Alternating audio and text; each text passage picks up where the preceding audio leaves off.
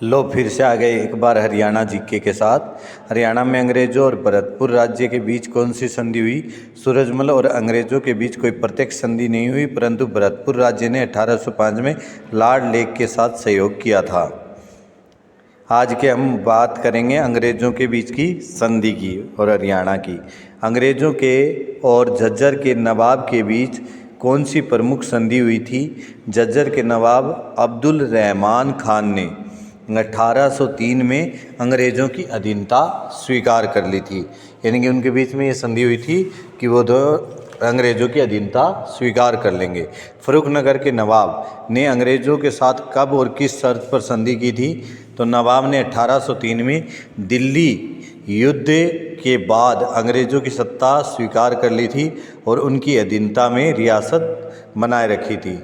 रोहतक के शासक ने 1857 की क्रांति में पहले अंग्रेज़ों से कौन सी संधि की थी? इस पर कोई औपचारिक संधि नहीं हुई थी, परंतु रोहतक 1803 के बाद अंग्रेज़ी शासन में आ गया था।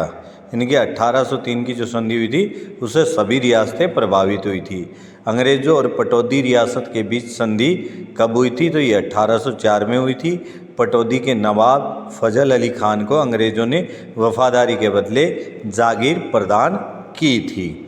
तो पटौदी वाली संधि 1804 में, बाकी 1803 में। और जो 1803 की है वो किस संधि के माध्यम से दिल्ली और उसके आसपास के क्षेत्र अंग्रेज़ों के अधीन हो गए थे? तो उसे कहा जाता है सुरजी अंजन गांव की संधि, जो 17 दिसंबर 1803 को सिंधिया ने दिल्ली का नियंत्रण अंग्रेज़ों को दे दिया था। ये सुरजी अंजन की संधि है, ये फेमस है। हरियाणा का कौन सा क्षेत्र 1803 में दिल्ली प्रांत के रूप में अंग्रेज़ों के अधीन हुआ था?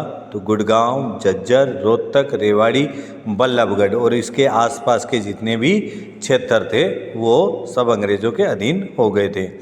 1857 की क्रांति के बाद अंग्रेज़ों ने झज्जर रियासत के साथ क्या किया?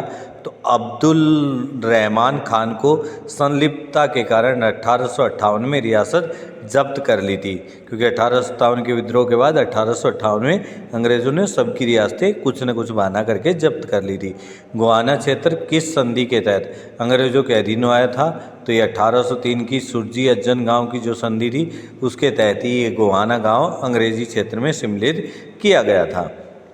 अगर चैनल को सब्सक्राइब नहीं किया तो कर लो, मैं ऐसे ही प्रश्न बनाता रहता हूँ। हरियाणा में अंग्रेज़ों के साथ संधियों का प्रमुख उद्देश्य क्या था? क्षेत्रीय नियंत्रण, स्थायित्व, भारतीय रियासतों की अधीनता सुनिश्चित करना, ये उनके उद्देश्य थे। और लाइक और शेयर और सब्सक्राइब करना बिल्कुल मत भूलना। Thank you.